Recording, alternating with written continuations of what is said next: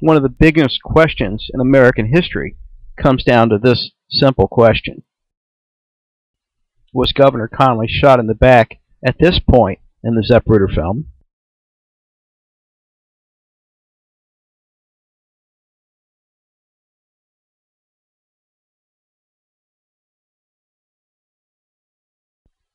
Or was he shot in the back earlier at this point in the Zapruder film?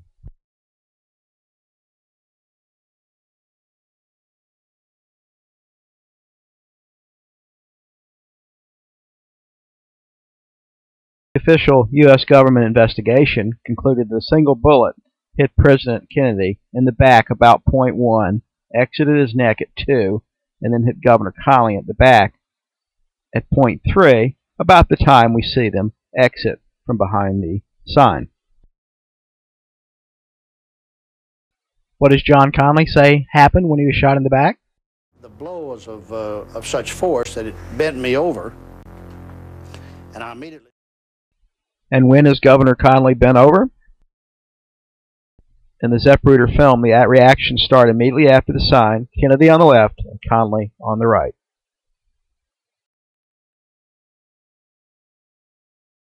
The obvious answer is Governor Connally was bent over immediately after President Kennedy was shot in the head. The U.S. government has never said there was evidence that two shots were fired a split second apart, or did they? Two falling shots, just like a pow, pow. The witness was the driver of the Secret Service follow-up car, and watching the Zapruder film again, two falling shots, just like a pow, pow. The answer to one of the biggest questions in American history could not be this easy, or could it?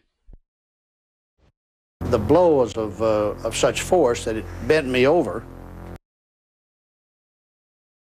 If the last two shots were fired a split second apart, then there would be more witnesses who said that's what they heard. Two shots in very close order, such as perhaps